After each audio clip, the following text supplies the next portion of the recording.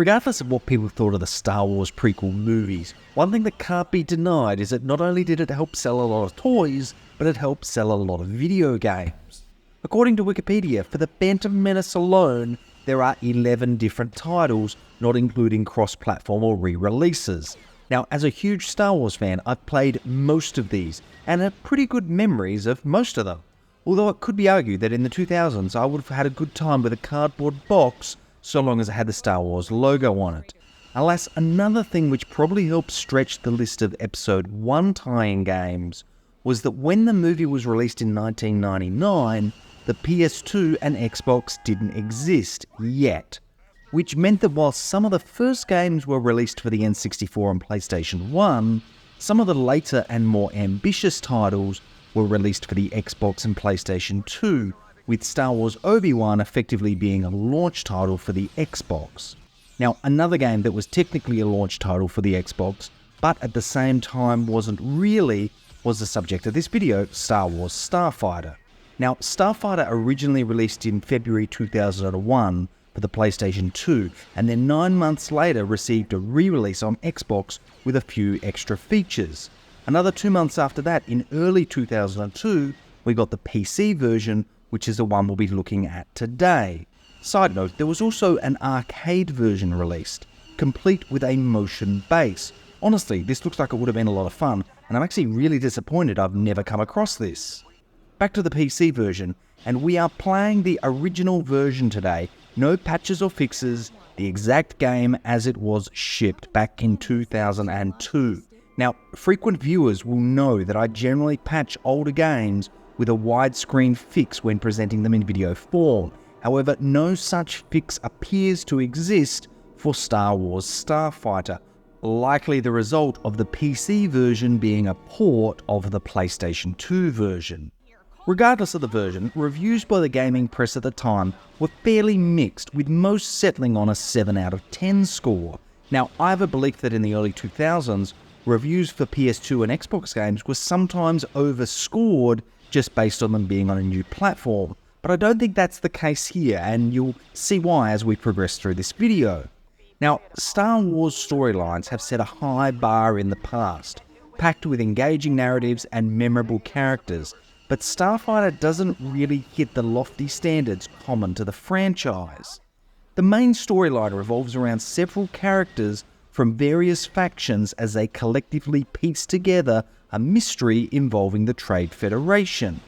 Now, for the most hardcore Star Wars fans, this does deliver some additional narrative which ties into the plot of Episode 1, but honestly, it's not an overly memorable plot, and at times it feels like the gameplay and plot are fairly disconnected.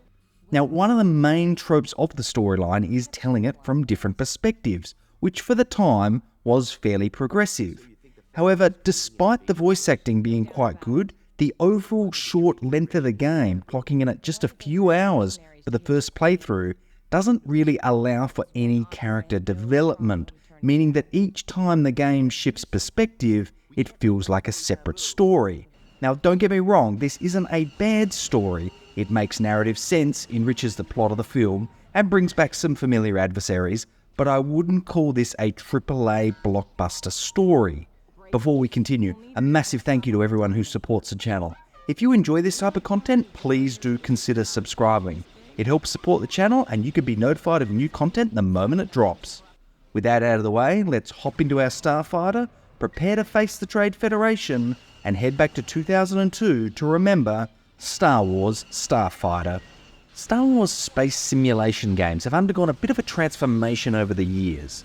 While some of the first entries like X-Wing and TIE Fighter were more focused on simulation with detailed navigation, targeting and resource management systems, the later games like Rogue Squadron and Rogue Leader opted for a much more arcade feel to the game. Starfighter firmly sits in the arcade segment with a dramatically simplified navigation system, bare-bones targeting system and no real resource management to worry about. In terms of a pick-up-and-play experience, Starfighter nails the brief, and I'll be honest, I don't blame the developers for focusing on the arcade experience. It's a much larger audience than those interested in a more nuanced space simulation. But for those looking for more of a simulation, Starfighter might not hit the mark.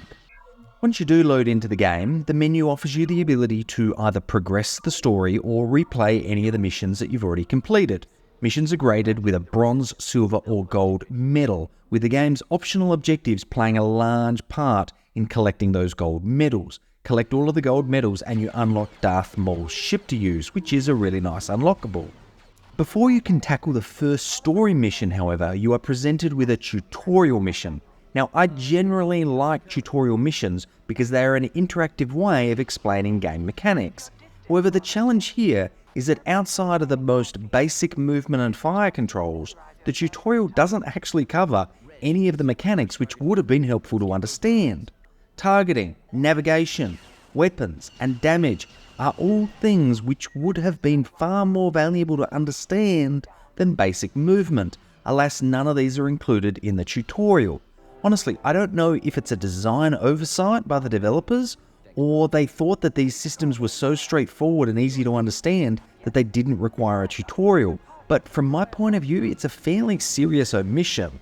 Now, once the actual story does commence, you will change perspective and Starfighter throughout the various levels, with 3 main Starfighters being piloted throughout the campaign. First up is the N1 Starfighter, which is by far the fastest but least durable. The Havoc, which crawls along but packs some serious durability, as well as some unique weapons for ground use. And last off, the Guardian, which is a bit of a mixture of speed and durability. Now, each craft feels unique and requires you to change your tactics depending on which one you're piloting. The overall control is pretty good. It's definitely got an arcade feel to it, but that doesn't take away from the overall precision required, especially to get those gold medals.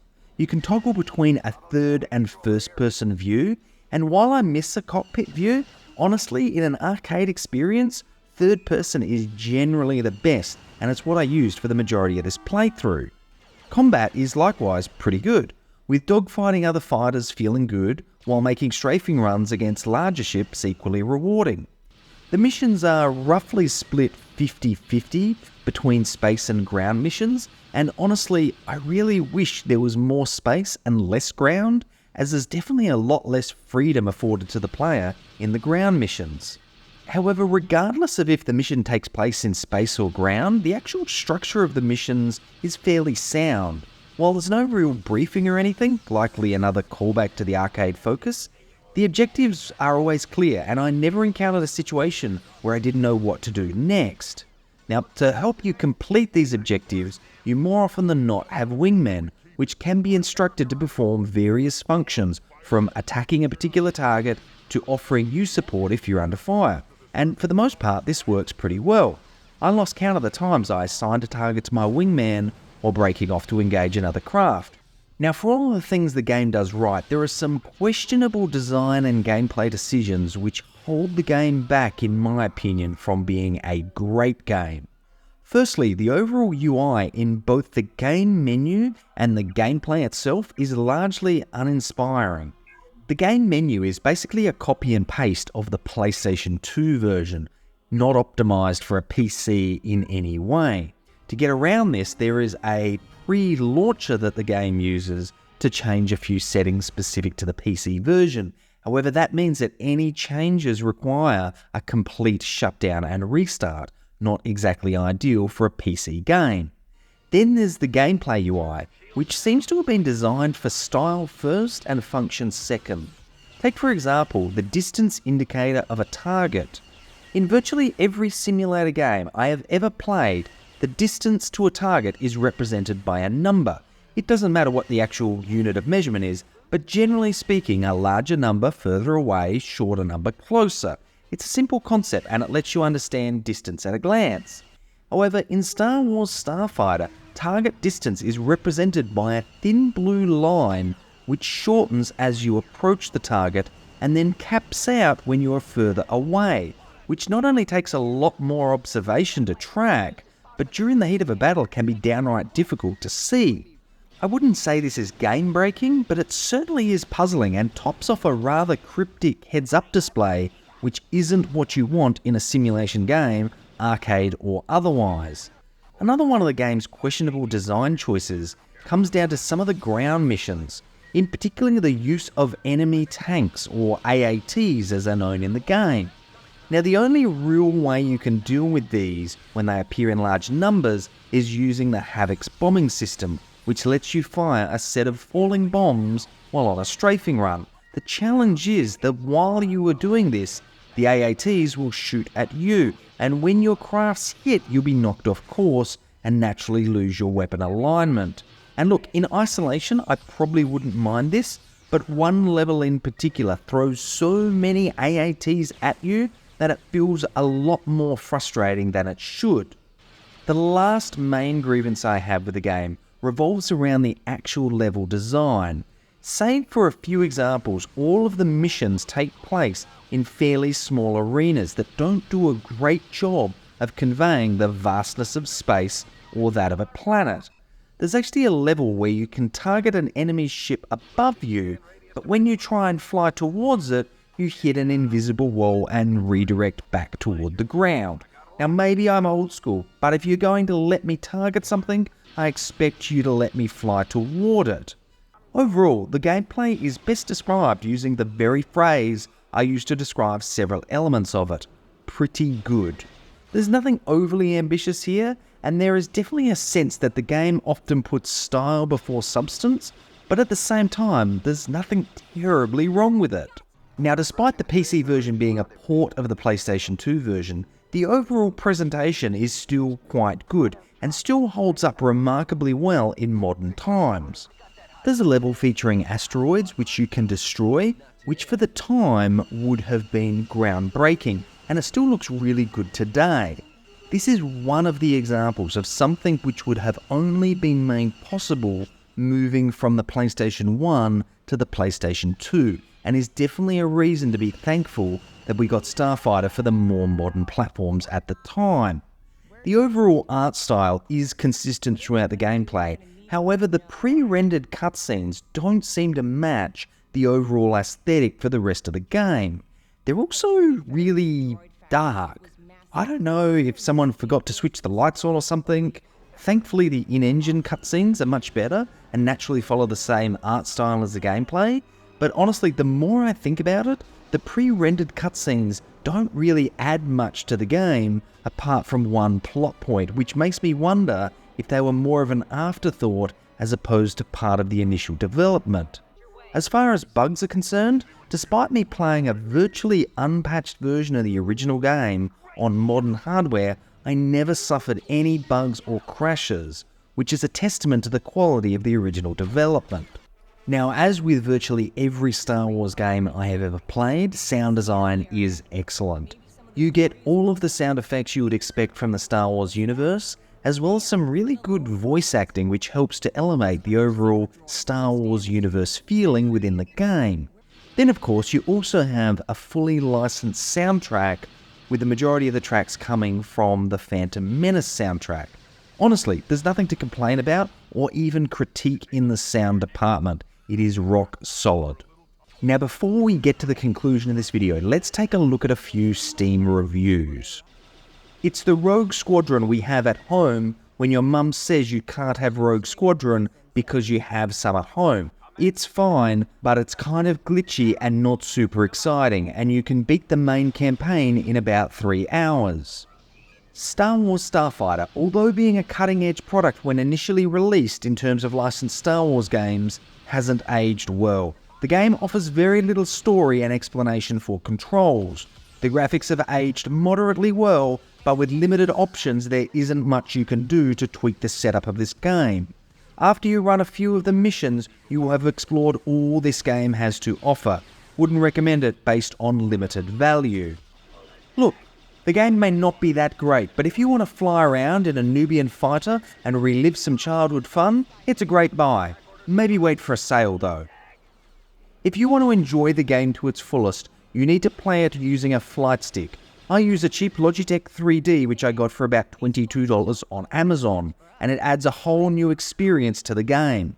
The flight stick will make flying so much more fun. I hear a lot of people complaining about the controls, but I am not one of them, especially after playing this game with the flight stick.